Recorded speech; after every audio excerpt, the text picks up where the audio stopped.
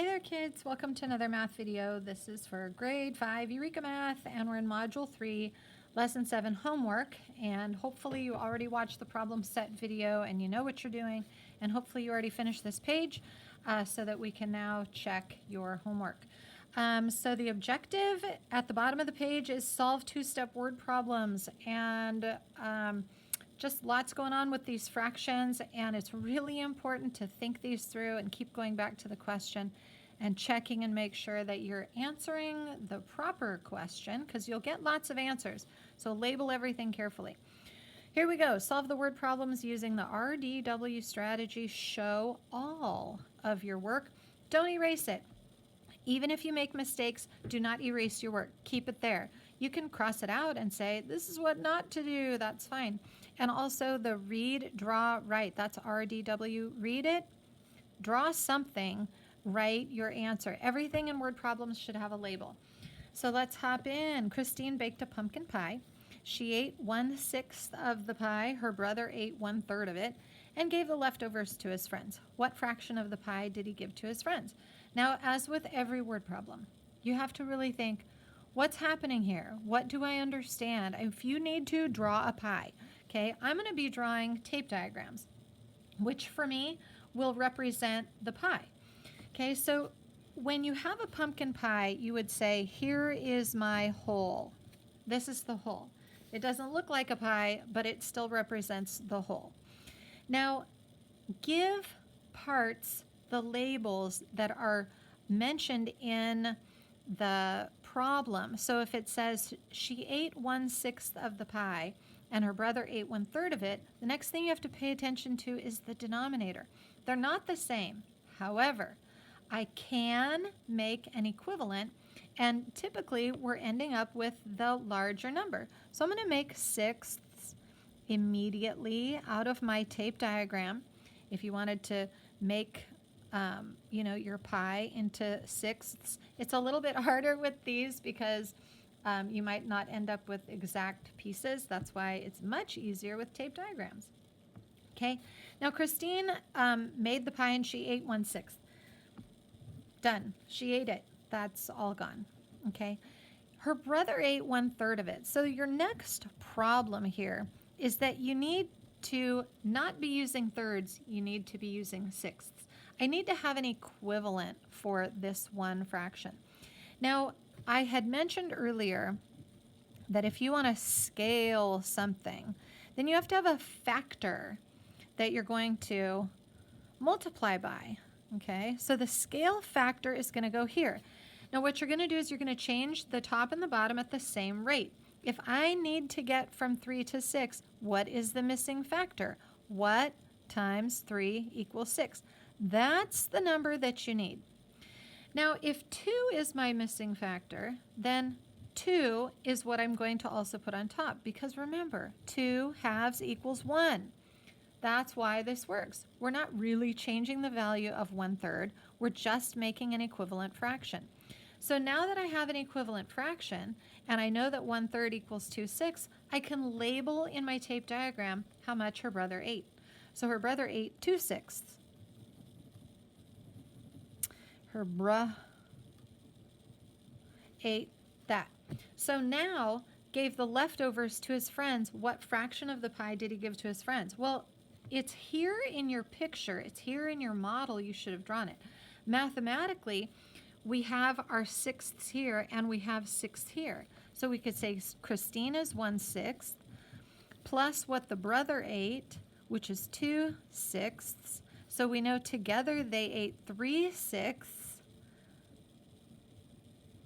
And when you have 6/6 is the whole pie minus what they ate, then you see that 3/6 are left. 1, 2, 3.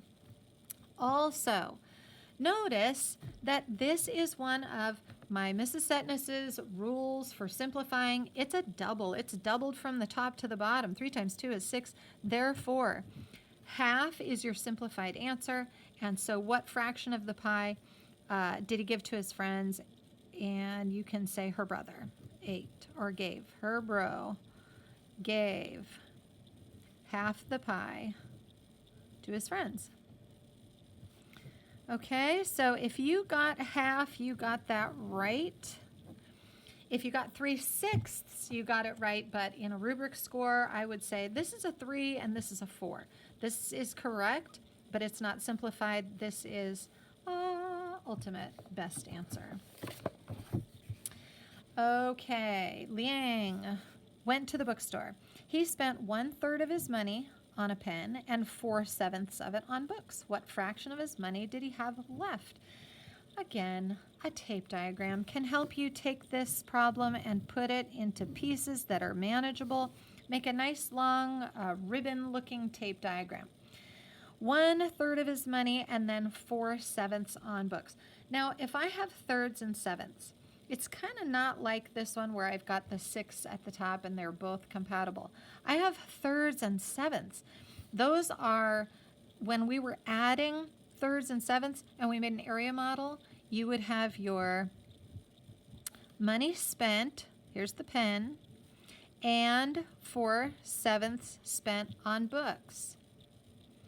And we have to combine these. So when we combine them, we're going to have to get a common denominator. Now, without making an area model, you should know that 3 times 7 is 21. Because we did that enough times where I kept saying, hey, 3 times 7, that's going to be your common denominator. So how can I get an equivalent fraction for 1/3? Remember, our area model would lay sevenths over the thirds. Therefore, it would lay sevenths over the 1. So 7 times 1 is 7. This is equivalent to 1/3. As we would do on the opposite side, 3 times 4 is 12.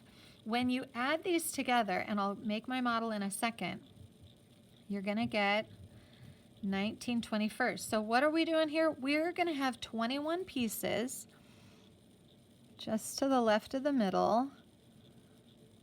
1, 2, 3, 4, 5, 6, 7, 8, 9, 10, 11, 12, 13, 14, 15, 16, 17, 18, 19, 20, and I'm going to do 21. I'm going to take off the end. Okay? So when you have your 21 pieces, now you can show how much money was spent on the pen. So what is equivalent to 1/3? 7/21. 1, 2, 3, 4, 5, 6, 7. This here is the pen. If you have different colors, you can use that, or you can just section it off like this. 12/21 is spent on books. 1, 2, 3, 4, 5, 6, 7, 8, 9, 10, 11, 12. And color it with a different color, or do something with shading to show that it's a different section. Label it carefully. Books. And then what fraction of his money did he have left? You can see that he has spent 19/21 of it, and here is the picture that this is left. Now remember that the whole is going to be 21/21. It's whatever the denominator is on top. And mathematically, if the numbers weren't so easy to figure out, you would just do the subtraction problem. But you can see here it's very easy that 2/21 is left.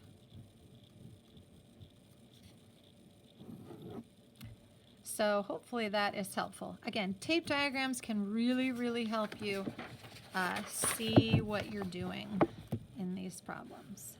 Okay. All right, Tiffany bought 2/5 kilograms of cherries. Linda bought 1/10 kilogram of cherries, less than Tiffany. How many kilograms of cherries did they buy altogether? So we really don't know how many kilograms Linda bought. This is not what she bought. She bought this much less than Tiffany. So let's say I am comparing Tiffany to Linda, okay? And we look at our tape diagrams for the two ladies, and we say, okay, Tiffany bought 2/5, and Linda bought 1/10 less. Now, fifths and tenths are very almost compatible. Very close. I could get tenths out of my fifths. So what you want to do is you want to find that scale factor. 5 times what is 10? Well, 5 times 2. If 2 is my scale factor on the bottom, 2 is my scale factor on the top, and I will get 4. So with my 2/5, I know that that is actually 4/10. So when it says Tiffany bought 2/5 kilograms of cherries, you could divide your tape diagram, 7, 8, 9, 10, and then say, all right, here's Tiffany. 1, 2, 3, 4. If this is 1 kilogram, she bought 4/10 of a kilogram. But Linda bought less than Tiffany. By how much? She bought 1/10 less. So using your model from above to have the same 10 pieces, fill in what Linda bought. She bought 1/10 less. 1/10 less than Tiffany. So she's actually here because this is the 1/10 that is less, okay? So you don't want to have them with the same amount. You want to show and see how the amount is different. You can do that with subtraction. You can make a good model. Someday you're not going to have the model, and then you'll just use the math. Now the question coming back to it is, how many kilograms of cherries did they buy altogether? Now that you know Tiffany has 4/10 and Linda has 3/10, then we put those two together, and that's the answer. They bought 7/10 kilograms together. And so making that picture can really help you to kind of see what you're doing. Also finding the equivalents. When you combine by adding or subtracting, you want to have common denominators. Must have common denominators. Okay, Mr. Rivas bought a can of paint. He used 3/8 of it to paint a bookshelf. He used 1/4 of it to paint a wagon. So we got a bookshelf and a wagon. He used some of it, mystery number, to paint a birdhouse, mystery. And he has 1/8 of the paint left. How much paint did he use for the birdhouse? Look, we have 1/8 and we have 1/8 and then we have 4ths. We can fix that. So let's make a tape diagram again.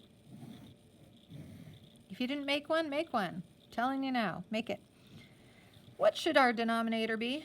What should our common denominator be? Let's use 1/8. Okay, break it into 8 pieces. 2 of them already have 1/8, and we're going to take our 1/4 and we're going to make it 1/8. How can we make or turn 4ths into 8ths? What's our scale factor? Double. So if we're going to double it, that looks like a Z. If we're going to double it on the bottom, we're going to double the top. 1/4 is equal to 2/8. Now I have fractions that I can apply and put in here for my picture. Okay, so he bought the can of paint. This is 8/8. That equals the can. He used 3 of it to paint the bookshelf.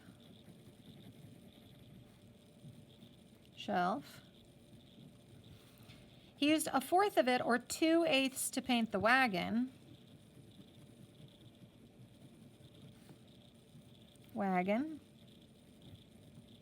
And we know how much is left, 1/8. This is left. Okay, so how much paint did he use for the birdhouse? Well, you should be able to see it. You should be able to figure it out just from your model. Now, if let's say your model's all messed up or you didn't do one, then you can start by combining the fractions that you're given and then subtract from the whole. So let's do that. 3/8 plus 2/8, which is what we figured it out, so don't bother with the 4th because you can't add numbers that don't have common denominators. And 1/8, 3, 4, 5, 6. There's your fraction of the used. Here's your whole. Take away what's used, and then you get what's left. And or what we were looking for, which was the birdhouse, right?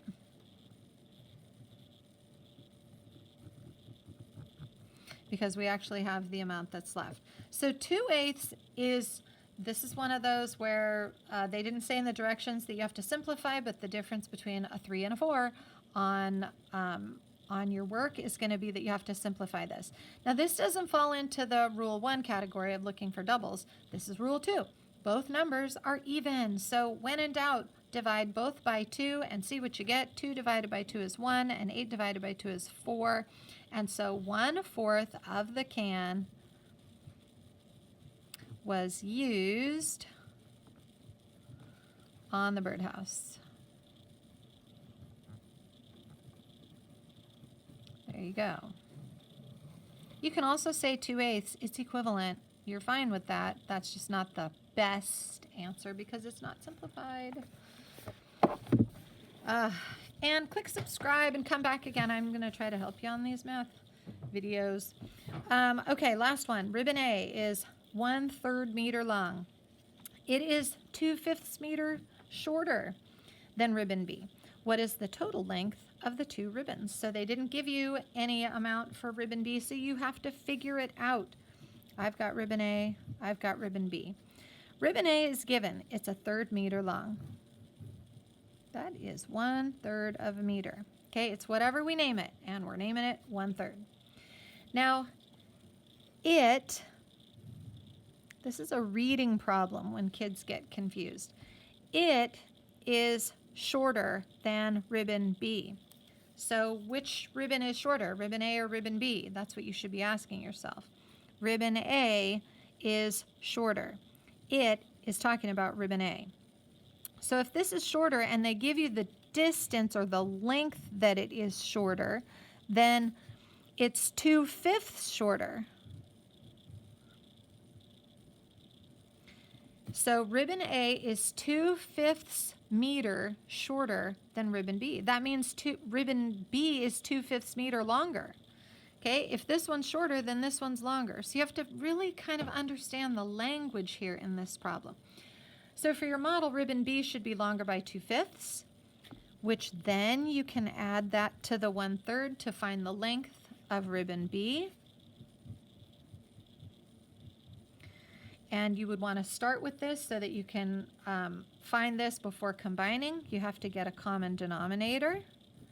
We know it's going to be 15 because 3 times 5 is 15. Use the cross multiplication, just like your folks want to tell you this. 5 times 1 is 5, because when you lay the fifths across the thirds, you get 5 times 1. And 3 times 2 is 6, because when you lay the thirds over those halves, you're going to have 3 times as many as 2. Now you can add these, and we get 11/15. But that's not your final answer. Don't stop there. That's only the length of ribbon B. That's this one. But now we have to combine the total with A. So don't give up. Stick with it. Don't give up. 1/3 plus 11/15. Now watch. I already got my common denominator for 1/3 because I had to combine it with this amount. Okay, so why would I do it again? I already have it. Just use what you have. And so try to make the work easier. Try to realize what you've already done. I already got a common denominator for that, and it's the same fraction as I had before. So I want to have the two totals. This is A, and this is B. And now I have a common denominator. What happens when you add these two numerators? You get a bigger number on top than on the bottom. We don't want to leave it like this because that's an improper fraction, and you'll never really leave things improper on tests. So if I have 16/15, I want to turn it into a mixed number. It's on the lesson where they said, show your answer as the sum of a whole number and a fraction. So how many 15s can you get into 16? 1. What's the difference between these? That's what's left over, and this is your label. Okay, so the length of the two ribbons is 1 1/15 meters. The length of A and B together. And so, yay, you're done. And I hope this was helpful. And we will see you on the next video. Bye for now.